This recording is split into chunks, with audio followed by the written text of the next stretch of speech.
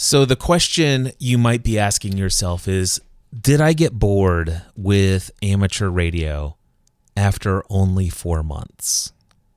And the answer to that question is no. I didn't get bored with it, but I did set it aside.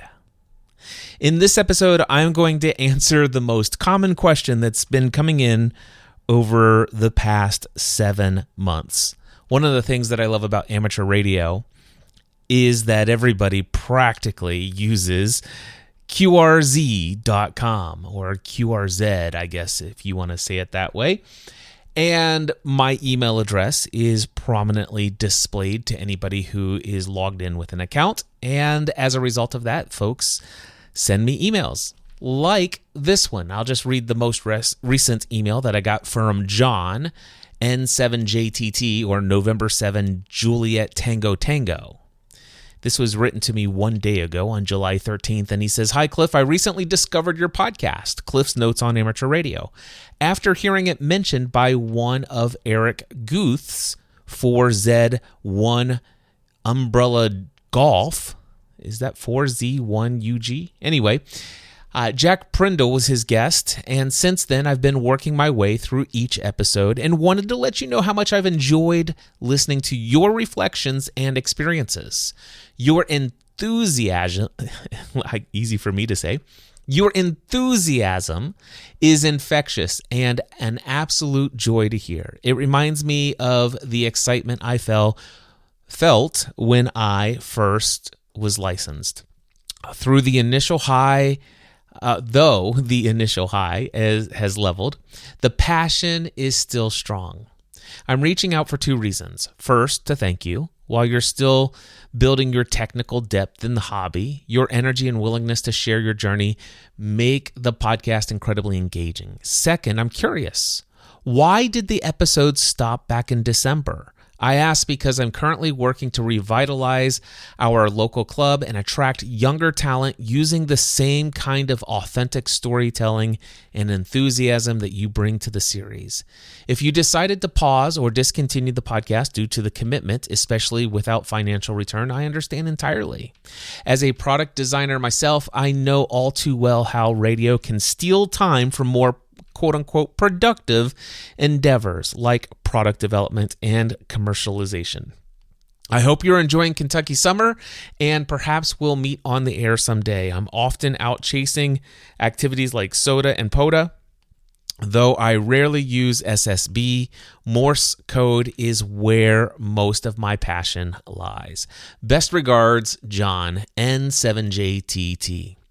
Well, let me read to you my response to John. It's very short and sweet. It says, "John, thank you for reaching out. I'm thrilled that you're enjoying the episodes that I've created for Cliff's Notes on Amateur Radio. I've been meaning to listen to Jack's interview on QSO Today. He's spoken very highly of that podcast, and he also speaks of the great honor it was to be a guest. Your email has prompted me to add it to my podcast app and download that interview. And so for those of you guys who are not familiar with it, I would encourage you to check out a podcast called QSO Today, QSO Today, interviews with the leaders in amateur radio. And let's see here, the episode I'm looking at, it's labeled as Season 1, Episode 525, I believe. And it's Jack Prindle, AB4WS, Alpha Bravo 4, Whiskey Sierra. I think he's my number one hunter in Parks on the Air. He's a dear friend of mine, also a co-member of the Northern Kentucky Amateur Radio Club, which I happen to be a member of. And he has probably been one of the most helpful individuals, certainly he's definitely number one. And there have been about 3 to 5 really key people in my own life when it comes to learning the ins and outs and really getting geeky and technical and helping me out with amateur radio. So I'm very blessed to have some local, I think, celebrities in the space as far as I'm concerned. Now, let's see here. Oh, by the way, so that was that podcast episode, Jack Prindle, AB4WS, QSO Today. That's where I was. I do have a little bit of an outline of what I want to share with you because I want to give you a breakdown of what's happened, where I've been, and all this other stuff. So anyway, your email prompted me to add that podcast and download the interview that Jack Prindle had on that podcast. So thank you for that. As for Cliff's Notes on amateur radio, I think I'm going to record a quick episode 13 to share where I've been the past 7 months. I truly appreciate your email and how it has also prompted me to share a new update to this podcast feed to explain where I've been and where I am in my journey in amateur radio. And then I'm going to sign this warmly, Cliff. And then in PS, here is a link to episode 013. And I will send this email once I have published this episode. Now, here is my outline. I'm going to just go through here as quickly as I can. I launched this podcast back on August 24th, and I published a total of 12 episodes between that date and December 14th. So in 17 weeks, I published 12 total episodes, and it has been 7 months without a single podcast episode. And if you listened to those 12 episodes from August through December, you will hear the enthusiasm and the excitement and just how obsessed, in a positive obsession, but how obsessed I was with everything amateur radio, like night and day. It was eat, breathe, drink. I was doing amateur radio in my sleep. Not only during those times when I was studying for the exams, and then once I was introduced to Parks on the Air out there, I was activating like a madman. For those that don't know this, I haven't even been licensed for a year yet.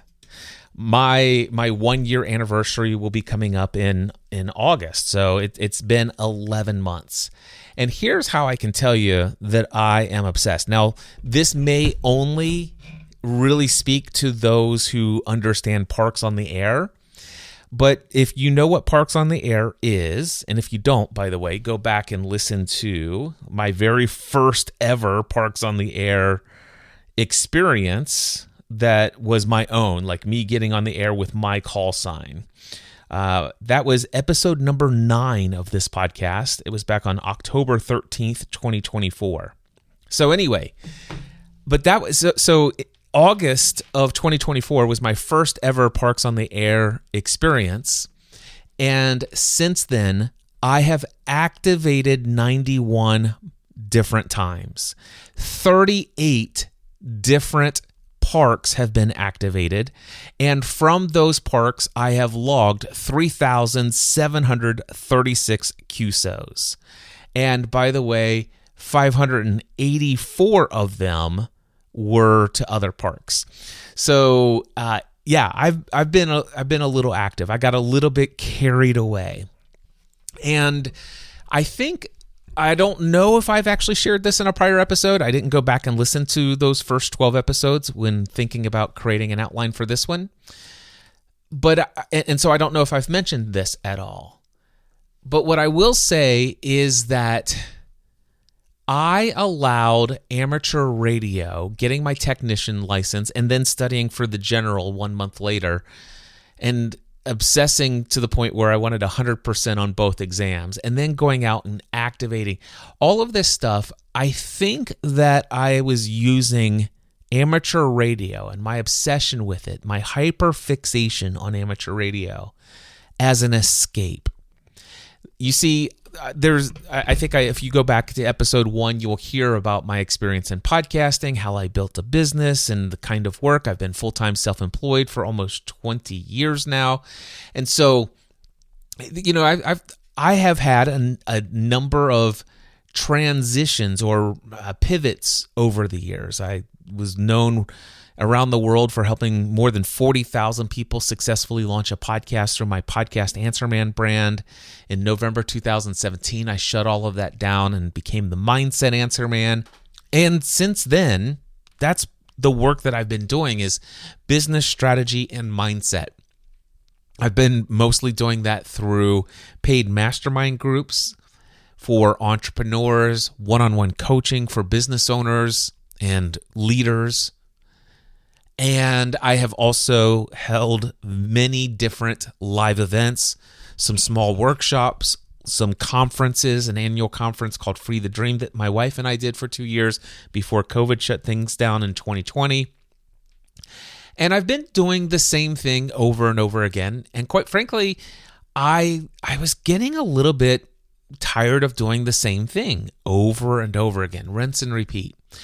And for me, what happens is if I get like that, I can get kind of bored with what I'm doing, and I'm looking for some creative outlet, something that I can hyperfixate on to really feel what I guess is some sort of void that's missing in the work that I'm doing. And so amateur radio quickly filled that gap, and unfortunately, I got so fixated on it that every free minute that I wasn't doing something related to work or with other family commitments, I was doing amateur radio related stuff all the way from August through December. At least the first 2 to 3 weeks of December of last year. And it was fine. I mean, nobody was really upset with me or anything like that. It was just the way it was. And I enjoyed it. And in fact, now looking back, I recognize it's like, okay, one could probably benefit from a little bit more balance, a little bit more margin, but it is what it is. And I look back, and I don't like to look back and regret anything or feel like I made any sort of mistake, but I do look back and say, what can I learn from it?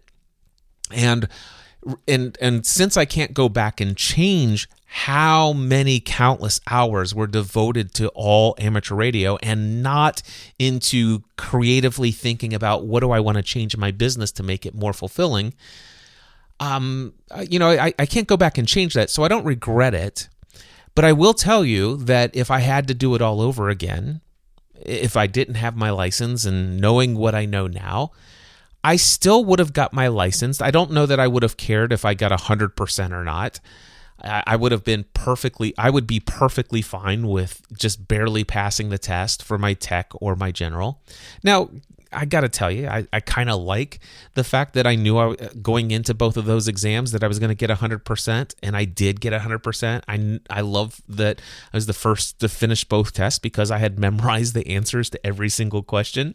I mean, I like all of that, but it was not necessary. All right, that's what I'm getting at. And then the amount of time that I sat in my car doing Parks on the Air obsessively several nights a week, every week for multiple months, so that I could rack up all of these QSOs and take the leaderboard of my local park that's closest to the house.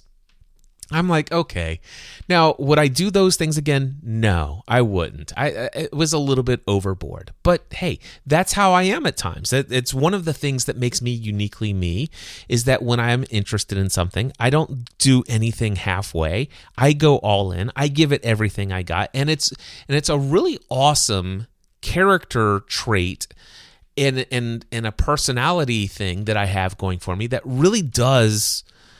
I have a marketing plan that makes a lot of sense to me, and it's kind of how I have attracted a majority of the people who follow the stuff that I've done throughout all of my business-related activities.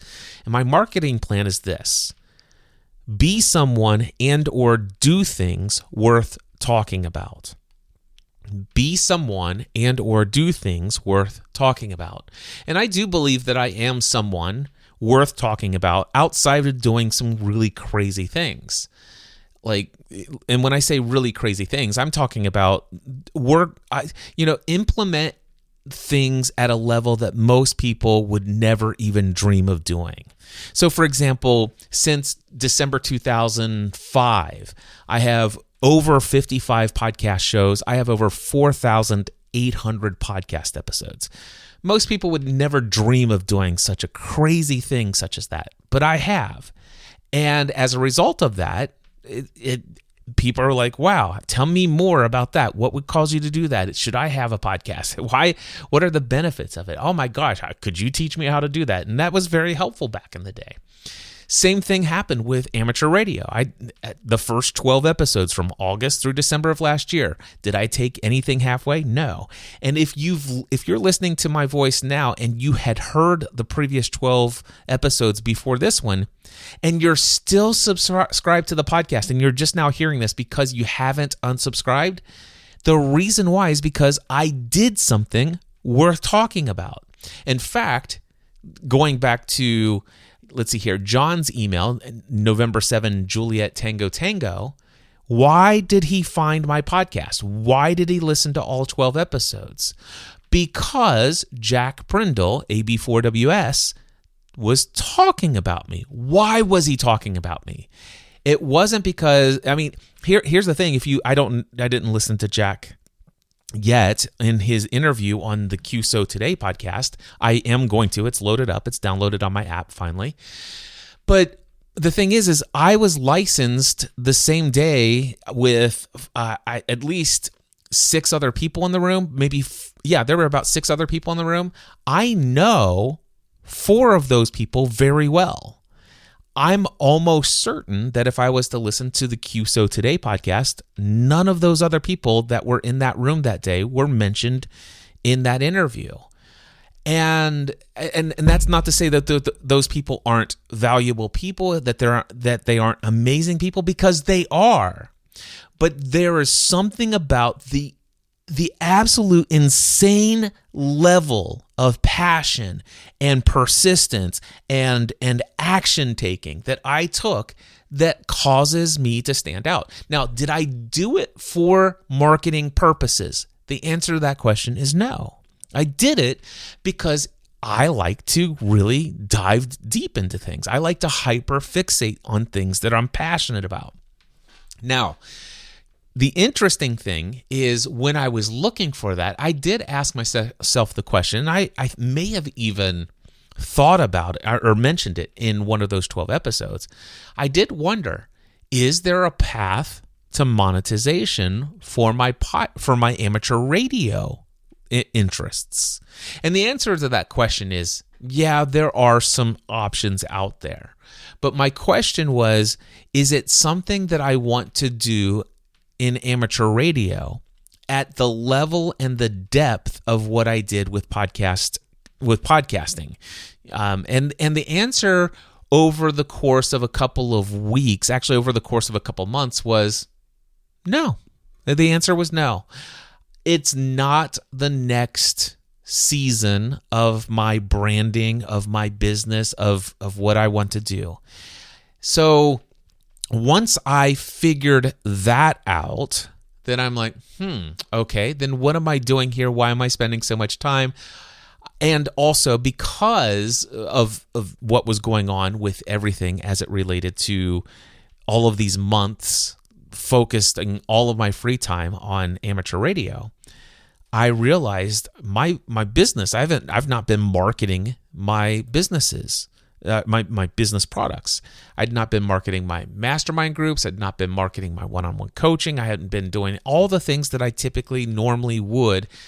Nowhere. It's not that I wasn't doing anything, but nothing at the level of what would normally be done if my heart and my passion and my focus and my attention was on my business instead of all of the creative juices going into amateur radio related stuff and all of my time and energy and fun and just countless hours into amateur radio. And as a result of that, my business income was steadily decreasing on a monthly basis. And I'm like, okay, something needs to change here. And one of the things that I was offered by my wife was the idea of going away for a personal creative retreat. And she actually was totally on board with me going away right after Christmas, the day after Christmas, and going down to a lake house that my parents have on Douglas Lake outside of the Great Smoky Mountains National Forest. In fact, Douglas Lake, the lake house that we have there, the opposite side of the lake is English Mountain and the foothills of the Smoky Mountains. It's absolutely gorgeous, stunning, amazing. And I made plans to leave to head towards the Smoky Mountains, the lake house down there, to go away for 3 weeks on a creative, personal, working retreat. The idea is to do a lot of self-reflection, inventory of my values, of what is it that I want to do, what kind of work, who do I want to work with, what do I like about what I've been doing over the last couple of years, what's not been aligned, what do I want to change, what are the things that were working in my marketing before, and coming up with all of that. And as a result of that, I went away for those 3 weeks. I did do a little bit of amateur radio. I'll talk about what I've been doing in amateur radio, but right now what I'm explaining to you is why I disappeared from the podcast. And so, if you will, December 14th was the last episode before this one.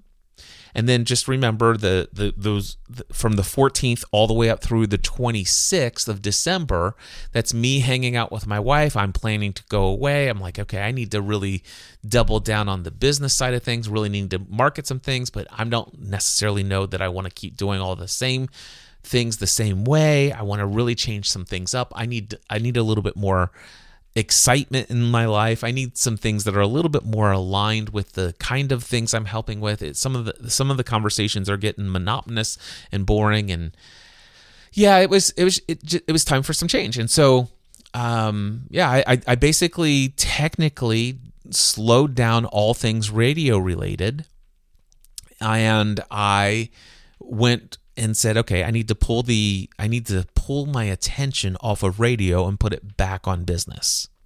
So that's what I did. And I did have a little bit of fun in the Smoky Mountains. I'll get to that. And I've done a little bit of radio, and it literally is a little bit of radio since January of this year. However, it's a little compared to most people, or compared to what I was doing, from August through December last year. But it's a lot. Even what I've done since then it's a significant amount of radio. I mean, there are people who have been amateur radio licensed for quite some time, and they're not out there doing as much as I am, except for those friends of mine who are retired, and this is really what they do. I mean, they go around and do lots of amateur radio stuff. I'm not retired, and there are a lot of other things that I'd like to be doing in my business. And so when I realized that monetizing my passion for amateur radio, it's not that I can't do it. I can think of at least 3 or 4 ways that I could.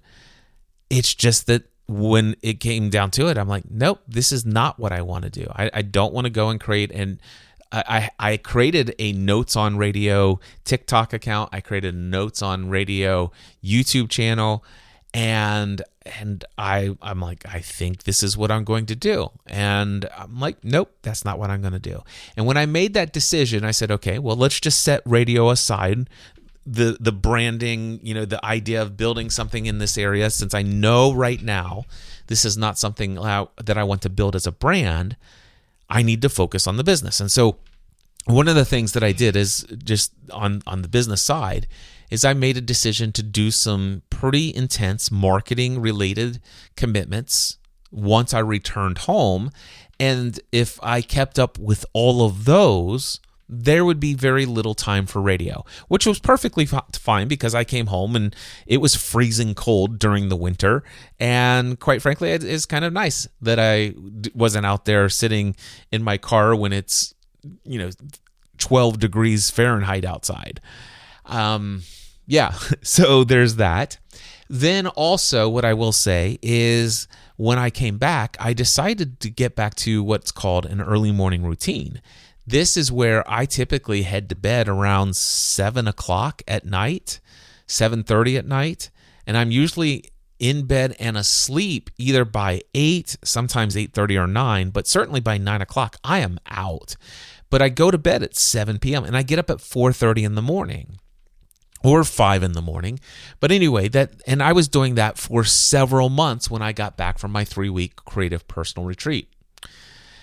And as a result of that, I wasn't going to I wasn't doing the weekly net meetings on the local repeater with my amateur radio club. I wasn't attending the monthly meetings that were happening because those all happened past my bedtime. And I had determined, I'm like, you know what? Priorities first. Right now, my business is a priority above radio. For 4 months, it was radio. Now things have to shift. And so radio's got to be something that I just play around with as a hobby on the side. And that's where amateur radio has been relegated to.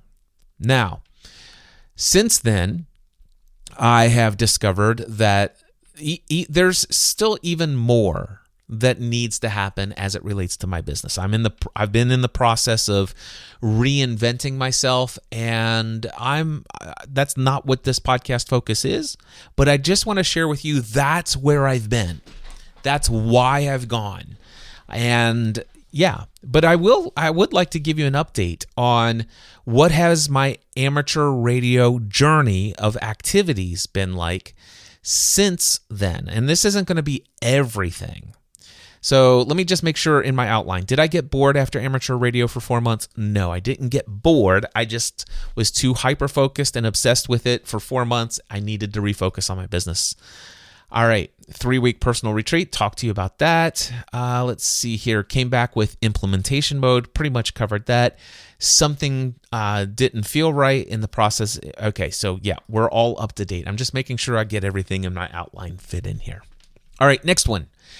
Parks on the Air on my way down to my personal retreat. So remember I told you I went down for a 3-week personal retreat during the day after Christmas. I drove down on December 26th, and I stopped at 4 different parks and did activations in the state of Kentucky on my way to the lake house. And that was fun. I've done that drive so many times, but this is the first time doing my drive from northern Kentucky down to Sevierville, Tennessee with an amateur radio license. And it was so fun to do those 4 activations. Now, some of those parks were incredibly difficult to find. Oh my goodness. But it was nice. And I was thrilled, by the way, to have my Starlink Mini with me. It is very helpful when you get out of cell phone range and you want to be able to pull up GPS, and then you realize one version of GPS mapping software doesn't have this park listed in the right location, and then you have to pull up another one, but there's no cell signal. Starlink Mini came in very handy. But anyway, I activated 4 parks on my way down. Once I got into the Smoky Mountains, the next morning I got up and I did my first Smoky Mountains National Park activation. That's park number 0034. And that was on the Tennessee side of things. Then on the 31st, so there was a couple days that I didn't go, and that's because the parkway was closed due to some ice and snow up in the higher elevations of the mountains. So on the 31st, I was able to get out there, and I did another park activation, and that was in the Smoky. All of these are the Smoky Mountains National Park. Then I went out the next day on January 1st. I went out on January 2nd, and I went out on January 3rd. So I did 1 activation each day for several days while I was down there. Now, these were, again, this was just the first few days of my 3-week personal retreat. Now, I had also some intentions of doing some other wildlife management areas and some other parks in that area, but I didn't get to those. And the reason why, and by the way, I also did not go back up into the national park. And the reason why is because there was a freak snowstorm in eastern Tennessee. It almost never snows. Not like it did down there. It snowed, I think, about 3 inches of snow, and they do not do the kind of cleaning and salting and all the other stuff down there like we do here in advance of a snow. And so it made driving down there treacherous. And so pretty much I got snowed in at the lake house, which was fine. I mean, it's a beautiful area. The scenery, it was just stunning. But January 3rd, that was my last outing before the big freak snowstorm. And then I was pretty much at the lake house under a pile of snow.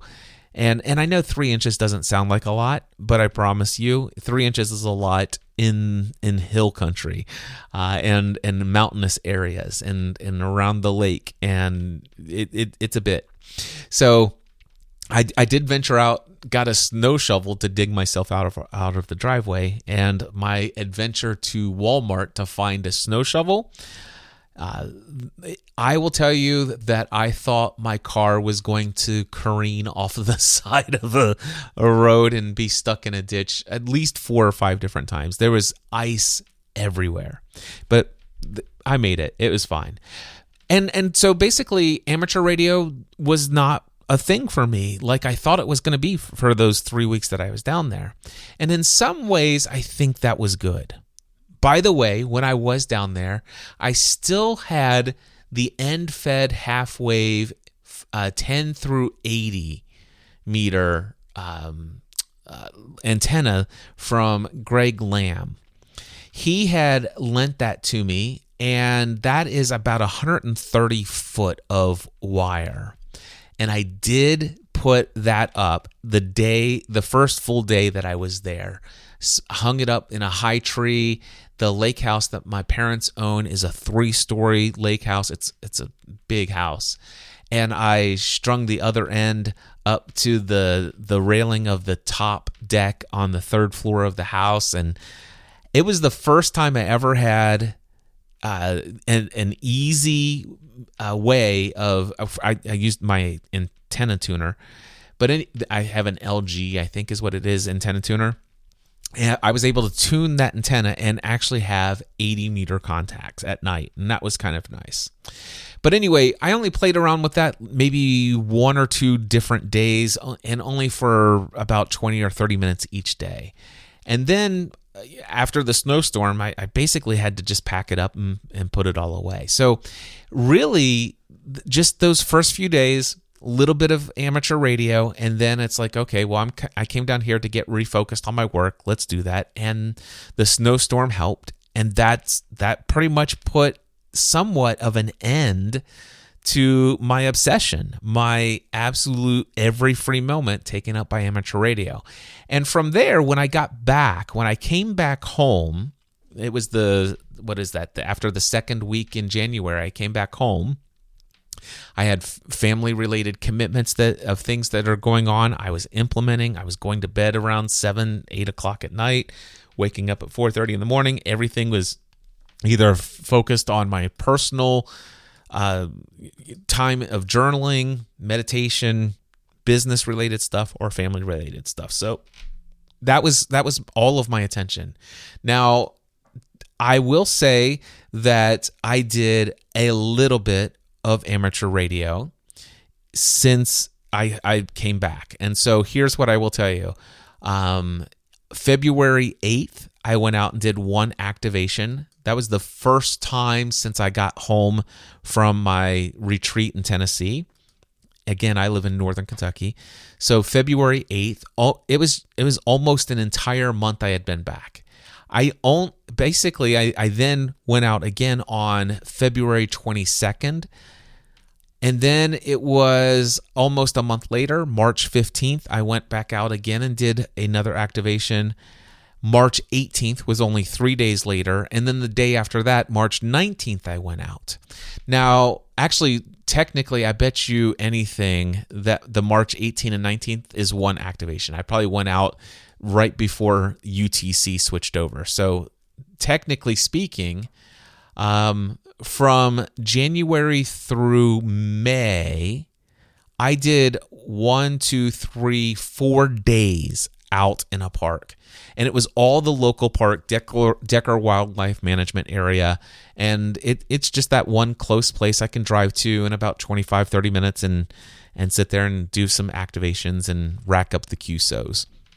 But I think about that. 5 months, 4 days. 4 different days is all I went out. I was going out 5 or 6 days a week back in last year. That's how crazy it was. All right, so May 10th, there was a Parks on the Air day for Northern Kentucky Amateur Radio Club, and I was a part of that event last summer, and I really enjoyed it. And so I went out there with them this year, helped them set up, and I actually did an activation that day. And so that was fun. And then it was about 2 weeks later, May 25th, on Saturday, I drove to Dayton, Ohio for my very first ever experience at Hamvention. Now, the folks from many of the members of the Northern Kentucky Amateur Radio Club also went to Hamvention, but they went Friday, May 24th. And because my priority was my business, I was working that day, and I chose not to go with the other members of my club. And so when I went out on Saturday, I went by myself. I have never been to this place before, didn't know what to expect, other than what I've seen glimpses of on YouTube. But I went, and I actually took my digital audio recorder. I had a digital audio recorder, and I recorded myself as I was walking through, and I thought I might narrate my experience at Hamvention and just edit bits and pieces and share that with you. However, when I got there, it didn't feel aligned. It didn't feel like what I wanted to do, and so I didn't do it. However, I will say that I truly enjoyed Dayton Hamvention. I will likely go every year, as long as there isn't anything else that's a higher priority during that time of year. But Dayton Hamvention is something I will make a point to try to get to each year. It is a really fun event. If you've never been, I definitely want to encourage you to go. Some highlights for me: I did get to meet Walt Hudson, K4OGO, Kilo Golf 4, Oscar Golf Oscar, from Coastal Waves and Wires. I love his YouTube channel, and I was inspired to also get a Zygu G90 radio because of him. And it was fun to meet him. And so I got to chat with him for a little bit, got a selfie with him. I also saw and met Jim Reed, November 4 Bravo Foxtrot Romeo, N4BFR.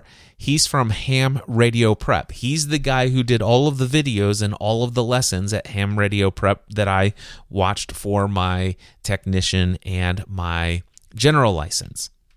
And I got a selfie with him. It was fun after we did a bit of a chat. And if you listen to episode number 12, I did a podcast interview with Jim Newcomb, November 7, Lima Delta Oscar, Lido, LDO. Anyway, he's from Lido Radio Products. He was there manning his own booth.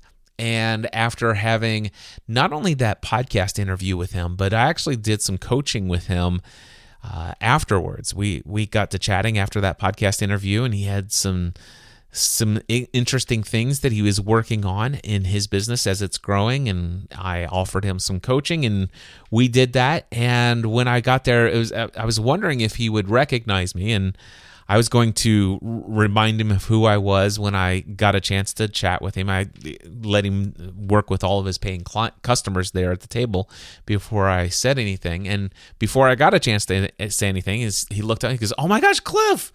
And that was cool. It was cool to know that from almost 7 months ago, or let's just say almost a half a year ago, I was chatting with him.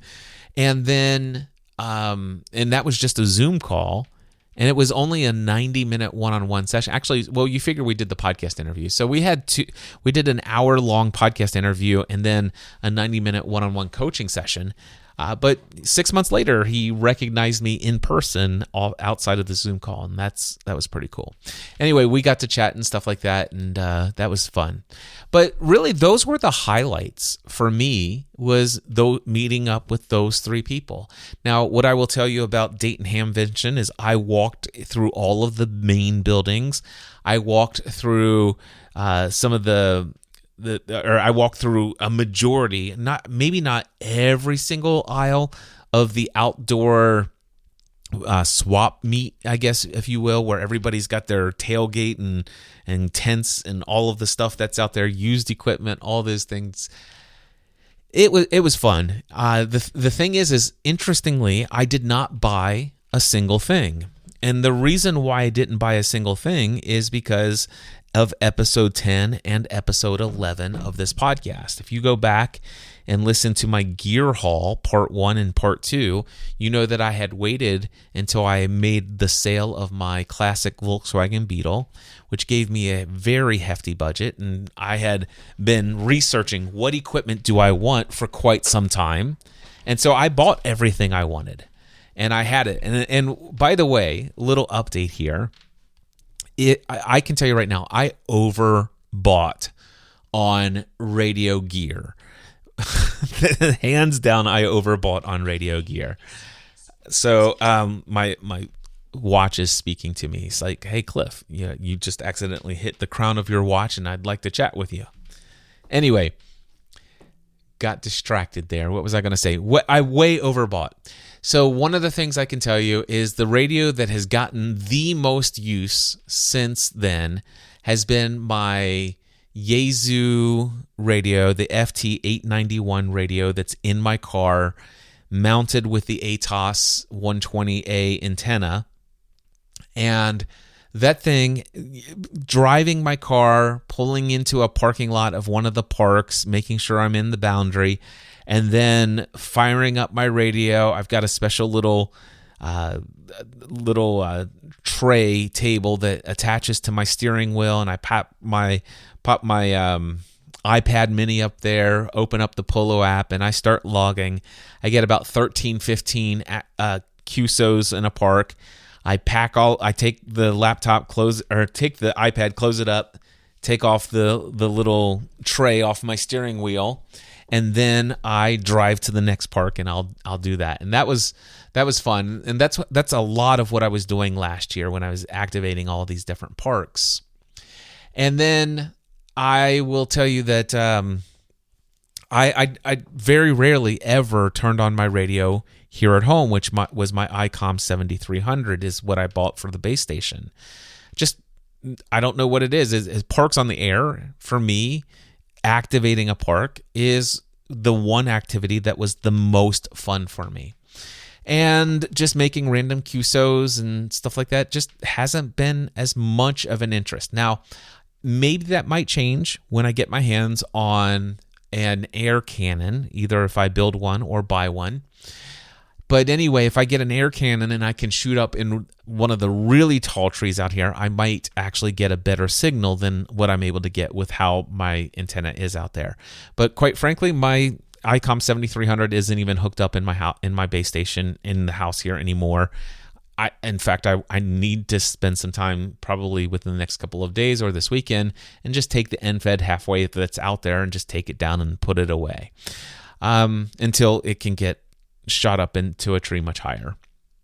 Anyway, so I haven't hardly used my ICOM 7300 at all, except for the fact that there are many times I want to go out to do our parks on the air, and I'd rather have an ICOM 7300 with a waterfall. And so I'll use my JPC 12 antenna with my ICOM 7300 and the antenna tuner from LG, and I will do that. And quite frankly, man, I also bought a second Yaesu 891 radio. I used it one time in Tennessee because I didn't take my ICOM 7300 down to Tennessee with me.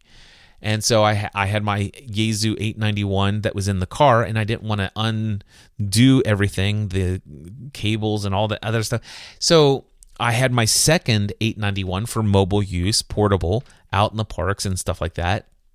And even though it does have a little scope on it, it doesn't work near as well as having the waterfall display on the ICOM 7300. So I would definitely not buy a second 891. So chances are I may end up selling my second 891 radio and just only having one of those.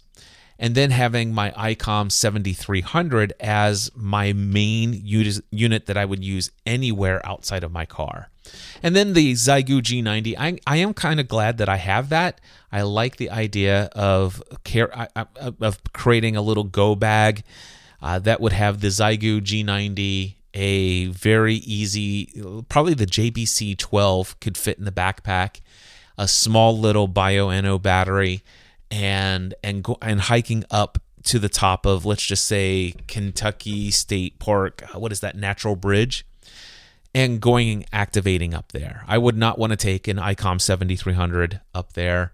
Although, quite frankly, that's 20 watts. I'd probably be able to get out. But then again, maybe I would like to have that 890 watt. I don't know. Who cares? At this point, I'm not thinking about all of that stuff right now. This is just a little bit of an update. But those are thoughts that come to my mind. So, yeah, Dayton Hamvention. Now, I did walk around. It is fun to see all of the radios, all the manufacturers, all of the different third-party manufacturers. I really love all of the little ancillary things. I'm shocked I didn't buy anything, but quite frankly, I had bought so many things, and I haven't even used half the stuff that I want to use. So there's plenty of that where it came from. Quite frankly, I'm going to share with you some other activations I've done and when I've done them, how I've done them. But right now it's summertime. I was excited about summertime, but boy, it is not only have I been, focused on my work through the week, but on the weekends, it's been a lot of time hanging out with my wife. And quite frankly, it's been very hot, very humid. This is my first hot summer with an amateur radio license, and during the winter I was like, I can't wait till it gets warm. Spring I was so hyper focused on business, and now I have a little bit more time. Of course the days are so long during the summer, but I still don't like to go out at night. And I'm wondering if maybe the fall might be the time when ham radio becomes a thing that is a desirable thing for me again. When it's fall weather and the high is like 79 degrees, 80 degrees, and it's kind of a crisp, cool air out there. That's when I was licensed, and man, we'll see. We'll see. No promises here, but that's what's gone on. But when I went to Dayton Hamvention, it was so much fun to see all of that stuff. And I walked around for hours and probably still didn't see everything that was there, but it was a lot of fun. And on my way home from Dayton Hamvention, I activated 7 parks. 7. Now, what I will say is this summer, actually on May 10th, the POTA Day, on May 25th, which was coming home from Hamvention, and every time since the summer, I don't know if it's just been me, but it seems like every time I've gone out there, I've had a really challenging time with the most of the bands that I was trying to work, and other people were saying the same thing. It's just like, man, it's been terrible. So I don't know what's been going on. It might be all of these, solar flares and everything else. I know a lot of stuff's been going on, but I was able to activate 7 Parks on the Air parks on my way home on Saturday, May 25th. Now, again, told you I like to go all in, but it was fun. I did about 12 to 15 QSOs at each of these 7 parks on my way home. Now, it was real easy because most of them were within 10 or 15 miles of Hamvention, and a lot of those QSOs were on 2 meters, and that's simplex. On the 14652, and the reason why, and of course, even my HF was local. It was ground wave propagation, so the bands were not really that wide open that day. It's just that there were just such a high concentration of hams also doing parks on the air in all of these local parks in the surrounding area that made that possible. But I will tell you what, if it wasn't Hamvention, I don't know if I could have activated those 7 parks that day if there wasn't such a high concentration of people for ground wave propagation. The bands were that bad. Let's see here. I did do a business trip to Lima, Ohio from June 17th through the 19th. And on my way up, I activated 1 park. And on my way home, I activated 2 parks. And I had actually planned on activating 5 parks on my way home. I had mapped it all out. But the bands were so terrible. I had such a hard time. It took me over an hour for both of those just to get 10 contacts. And of course I had to stay even longer to get my 12 or 13 just to have a couple in the bank just in case I got a call song wrong or something like that. But anyway, it was not a great experience because it was incredibly challenging, and it wasn't like what I was going out to do. It was just like, hey, let's stop here and do these things on the way home. So that was June 17th through the 19th. And then there was Saturday, June 28th was Field Day. Of course, it was also the 29th as well. Northern Kentucky Amateur Radio Club held an event at a local park, and we did Field Day there. And I will say that that was a fun first experience for Field Day for me. I think that there will probably be a little bit more of a more structured approach next year, given how the event was held this year, where we didn't all do everything as a club. We were doing it as individuals, but logging, we were supposed to upload with NKARC as the club, and it's a thing. It just is. I wasn't upset at all. I went and I had fun. I made a bunch of contacts, and it was a fun day, and really enjoyed it. And I think, given the experience this year, and one of the main people from our club who is all in on this, he had some family stuff going, and he wasn't there this year, so I think next year will be a very interesting Field Day. Now that a lot of us new hams are are more familiar with what Field Day is, I think that it's very likely that there will be a different approach to Field Day next year, and I'm kind of excited about it being a little bit more of a, hey, let's see if we can't hammer out some contacts here. And anyway, it's fun. It was a good time. And it was a great time, and that was just before I left for a 2-week family vacation to the Smoky Mountains for the 4th of July. So I just got back from a 2-week family vacation for the 4th of July, same place, Lake House down on Lake Douglas. And while I was down there, I only did 1 activation. And that was at Kewohee, formerly known as Klingman's Dome. I did it from my car, and I just used my Yaesu 891 radio with the ATOS antenna, because this year we took a bunch of other stuff in my car, and there was no room for all my other gear. So everything I own related to amateur radio, outside of the FT891 HF radio and my FTD 500D, which is my 2-meter 70 centimeter radio, which are permanently installed in my car. Outside of that, I didn't take it. I didn't take any other antennas, any other radios. And so all I had was my 891 and my ATOS antenna. And I don't know what's going on, but I was not able to get a good SWR. And that's been happening a couple of times just recently. Now, nothing has changed. I mean, the first few months that I had my 891 and the ATOS antenna, that thing worked brilliantly. But lately, this thing just is, the SWR is swinging all over the place. It'll tune and it'll get all the way down to, let's just say, 2-1, maybe sometimes 1.5-1, and it's like everything's fine, and I'll start keying up, and then all of a sudden with my voice it swings all the way up to 3 or 4 or 5 on the SWR, and I'm like, seriously, what's going on here? and then I'll play with it. And it could be that it needs to be bonded better to the inside of my trunk, and I've heard about that, and that's something I might look into. But quite frankly, it's just not been a priority for me. And I will say that I don't know that was really an issue for me as far as it might have been an issue for me getting out, but I still was having a hard time even hearing anyone.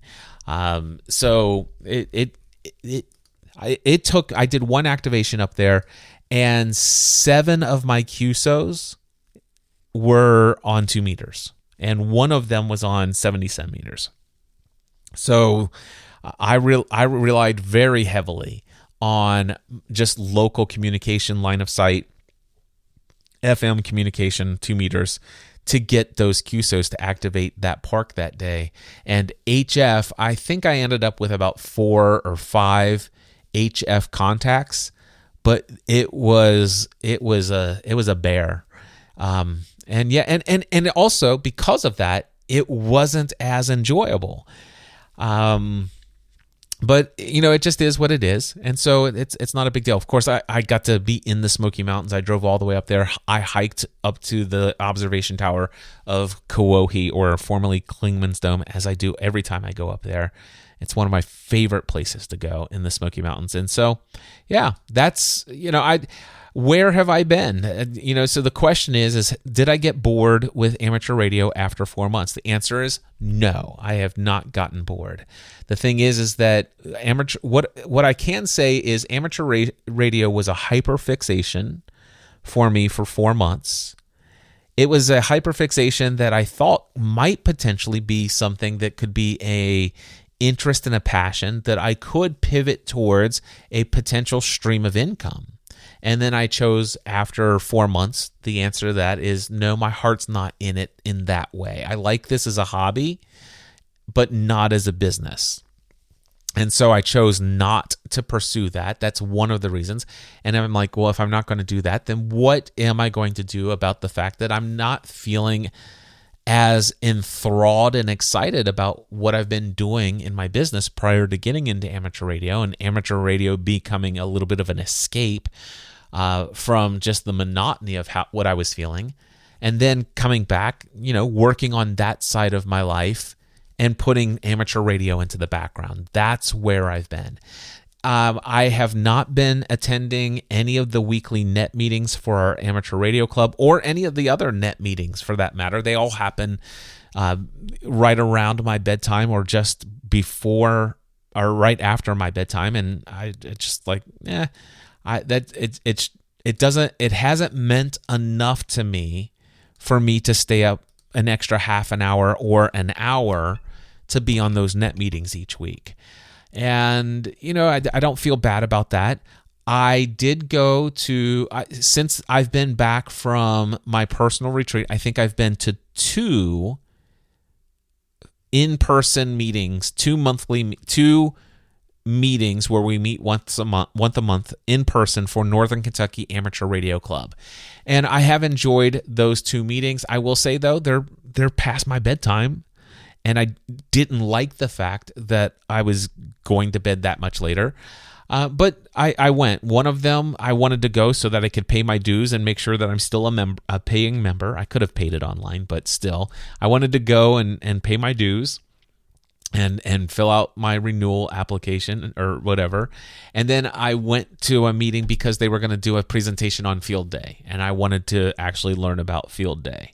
And that's what got me to go to this last one. Will I continue to show up to the the monthly in-person meetings? I will play that by ear. One of the things that I do love about our amateur radio club, Northern Kentucky Amateur Radio Club, every Tuesday they meet for lunch at a local Skyline Chili, which is a local chain of restaurants here for what's called Cincinnati Chili.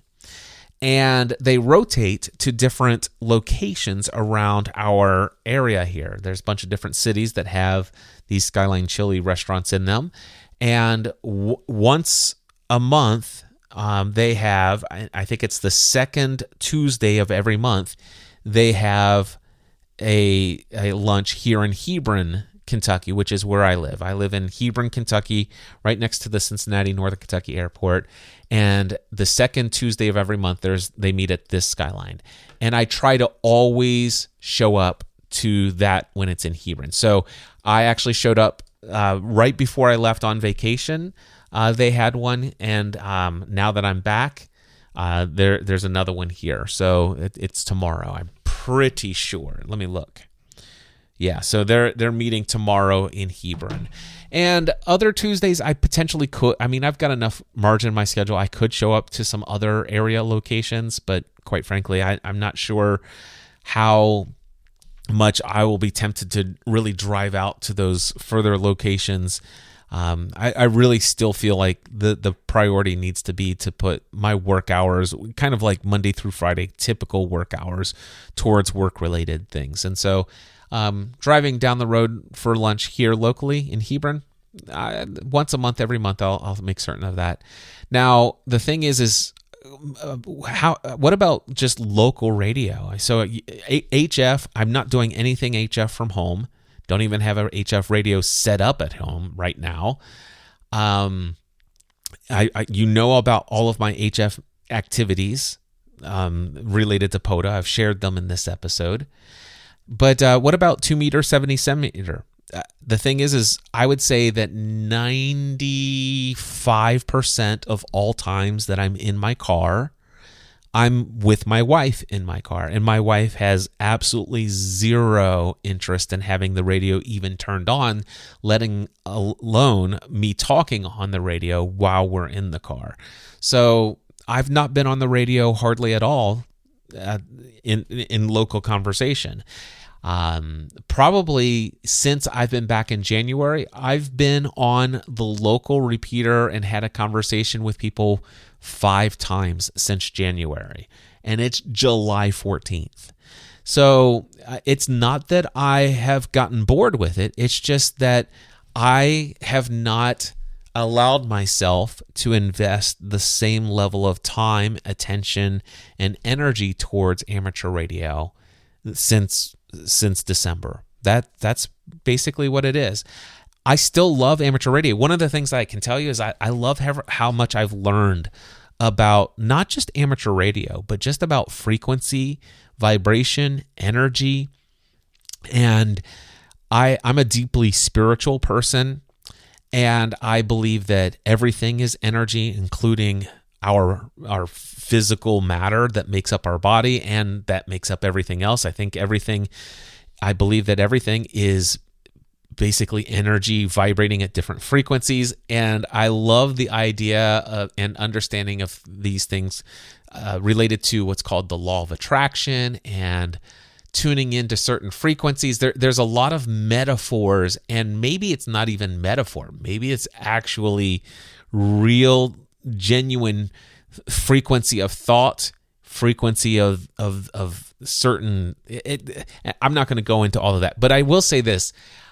It was fascinating to learn and study and to begin to understand some of the concepts of energy, wavelengths, frequency, tuning, and band reject. And part of me is like, oh man, I wonder if I could actually incorporate some of the things from amateur radio that I've learned and explain those things and how they make amateur radio work, such as, how do you actually tune into a frequency and not get bleed over and have what's called a band pass filter and then use, like, that's a real thing, and I could talk about this, but then use it also as a metaphor of how to stay focused on what's most important to you and how do you keep from getting bleed over from outside distractions. And these are the kinds of things that I kind of geek out about and things like that. So anyway, that's where I've been. Did I get bored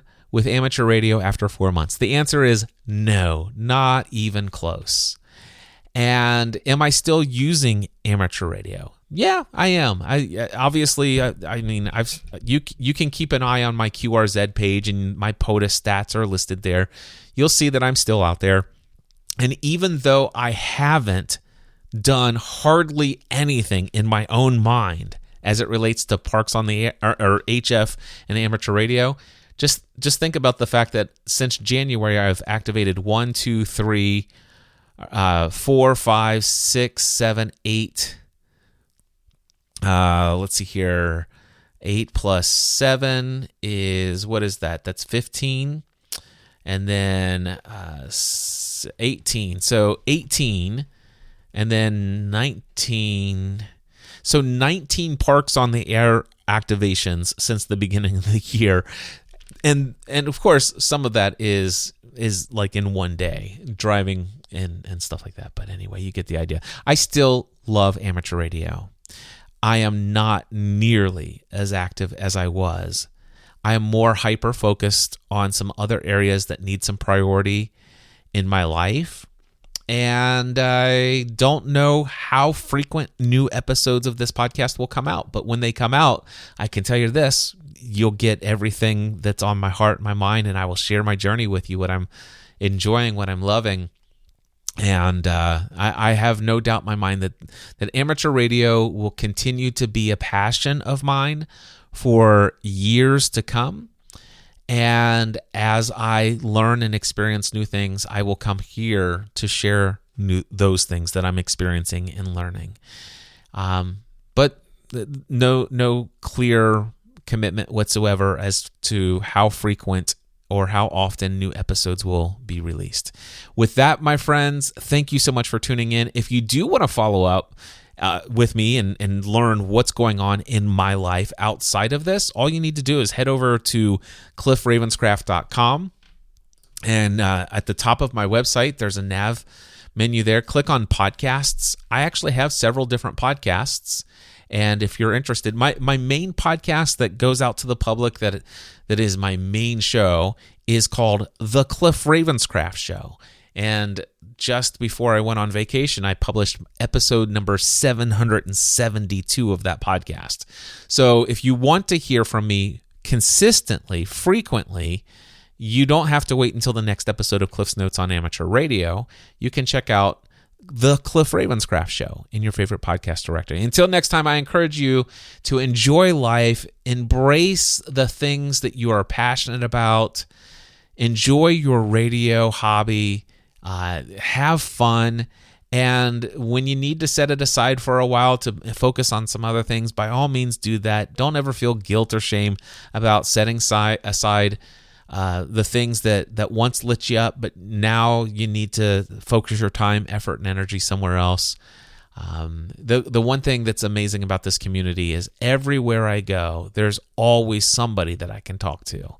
And I do love that. And if you haven't done so in quite some time, I encourage you, wherever you go on your next trip, if you travel, let's just say 150 miles or more away from your home, take a radio with you. Take a local 2 meter take a dual band 2 meter 70 centimeter radio with you. Open up one of those apps that will tell you what the local frequencies are for the repeaters. I like Repeater Book. And then, fire it up and say hello and make some QSOs with some local people in that area. It's always a hoot. Of course, 14652. I forgot to say, I just want to say this. I was driving home from Lima, Ohio. I'll end on this story. And I don't know how far. Let me pull up maps.google.com. So maps.google.com. And let me just back up here. So Indianapolis, so Dayton. So can I actually let's see, share this location. I want to measure a distance. So I want to measure a distance to here. Okay. So I was in between Lima, Ohio and Cincinnati, Ohio, and there was a Cessna aircraft that was flying over Indianapolis, Indiana, 104 miles away. All right, 104 miles away. And there was a young girl. She sounded like she was probably anywhere between 12 to 15 years. Actually, I think she said she was 15 years old. She was 15 years old. because I listened to this, her making all of these QSOs. I only heard one-sided. I didn't hear any of the people that she was talking to, but man, she was getting, I can only imagine the pile up on 14652 that she was getting. But I listened to her work probably 30 or 40 stations. But she was a passenger. Her dad was flying this Cessna private aircraft. As I said, they were just flying over the city of Indianapolis, and they were flying to, I think, Dayton, Ohio or something like that. But anyway, it was a blast listening to somebody in an aircraft making all these QSOs, and just thinking about all of the people who would be within the signal range of line of sight from that aircraft. That is, I mean, the number of people who would be monitoring 14652, that would be a dream of mine. It's like, I'd like to actually have, one of the things I would love to do in amateur radio is, number one, I'd love to be in a hot air balloon and do amateur radio. I would 146 like simplex, and I would love to be in a private aircraft and do amateur radio. Those are two things that I'm going to add to my amateur radio bucket list. All right, I'm gone. I'll be back at some point, maybe in the future. And if you get tired of waiting for me here, again, check out thecliffravenscraftshow.com or go over to cliffravenscraft.com and see the list of other podcasts that I do. Many blessings, and 73.